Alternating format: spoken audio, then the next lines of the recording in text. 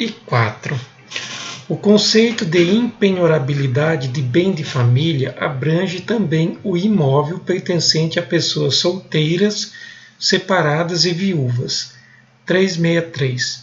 Compete à Justiça Estadual processar e julgar a ação de cobrança ajuizada por profissional liberal contra cliente. 362. A correção monetária do valor da indenização do dano moral incide desde a data do arbitramento. 361. A notificação do protesto para requerimento de falência da empresa devedora exige a identificação da pessoa que a recebeu. 360. O benefício da denúncia espontânea não se aplica aos tributos sujeitos a lançamento por homologação regularmente declarados, mas pagos a destempo. 359. Cabe ao órgão mantenedor do Cadastro de Proteção ao Crédito a notificação do devedor antes de proceder à inscrição. 358. O cancelamento de pensão alimentícia de filho que atingiu a maioridade está sujeito à decisão judicial mediante contraditório, ainda que nos próprios autos. 356. É legítima a cobrança da tarifa básica pelo uso dos serviços de telefonia fixa. 355. É válida a notificação do ato de exclusão do Programa de Recuperação Fiscal do Refis pelo Diário Oficial ou pela internet. 354.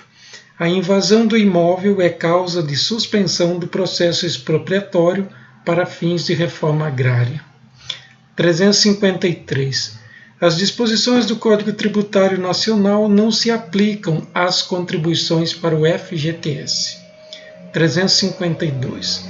A obtenção ou a renovação do Certificado de Entidade Beneficente de Assistência Social, SEBAS, não exime a entidade do cumprimento dos requisitos legais supervenientes. 351. A alíquota de contribuição para o seguro de acidente do trabalho, SAT, é aferida pelo grau de risco desenvolvido em cada empresa, individualizada pelo seu CNPJ ou pelo grau de risco da atividade preponderante quando houver apenas um registro. 350. O ICMS não incide sobre o serviço de habilitação de telefone celular. 349. Compete à Justiça Federal ou aos juízes com competência delegada o julgamento das execuções fiscais de contribuições devidas pelo empregador ao FGTS. 347. O conhecimento de recurso de apelação do réu independe de sua prisão. 346.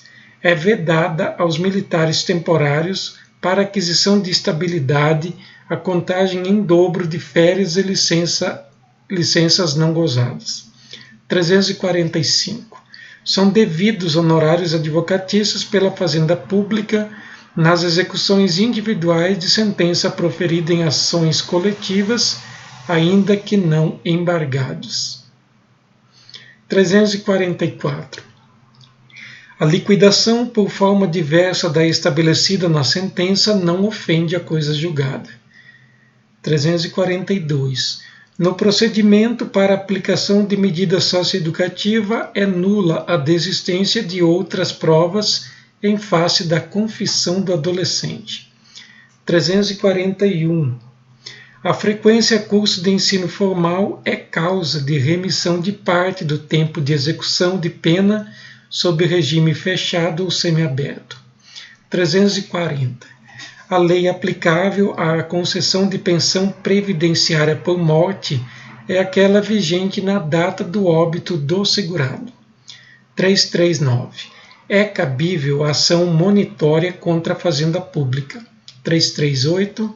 A prescrição penal é aplicável nas medidas socioeducativas. 337. É cabível a suspensão condicional do processo na desclassificação do crime e na procedência parcial da pretensão punitiva. 336. A mulher que renunciou aos alimentos na separação judicial tem direito à pensão previdenciária por morte do ex-marido, comprovada a necessidade econômica superveniente. 335. Nos contratos de locação, é válida a cláusula de renúncia à indenização das benfeitorias e ao direito de retenção. 334. O ICMS não incide no serviço dos provedores de acesso à internet. 333. Cabe mandado de segurança contra ato praticado em licitação promovida por sociedade de economia mista ou empresa pública. 332. A fiança prestada sem autorização de um dos cônjuges implica a ineficácia total da garantia. 331. A apelação interposta contra a sentença que julga embargos à arrematação tem efeito meramente devolutivo. 330. É desnecessária a resposta preliminar de que trata o artigo 514 do Código de Processo Penal na ação penal instruída por inquérito policial. 329. O Ministério Público tem legitimidade para propor ação civil pública em defesa do patrimônio público. 328. Na execução contra a instituição financeira, é penhorável o numerário disponível, excluídas as reservas bancárias mantidas no Banco Central. 327.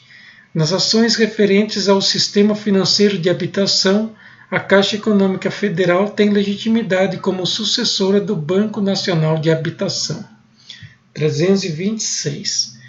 Na ação de indenização por dano moral, a condenação em montante inferior ao postulado na inicial não implica sucumbência recíproca. 325. A remessa oficial devolve ao tribunal o reexame de todas as parcelas da condenação suportadas pela Fazenda Pública, inclusive dos honorários de advogado. 324. Compete à Justiça Federal processar e julgar ações de que participa a Fundação Habitacional do Exército, equiparada à entidade autárquica federal supervisionada pelo Ministério do Exército. 322. Para a repetição de indébito, nos contratos de abertura de crédito em conta corrente, não se exige a prova do erro. 320. A questão federal, somente ventilada no voto vencido, não atende ao requisito do pré-questionamento. 319. O encargo de depositário de bens penhorados pode ser expressamente recusado. 318.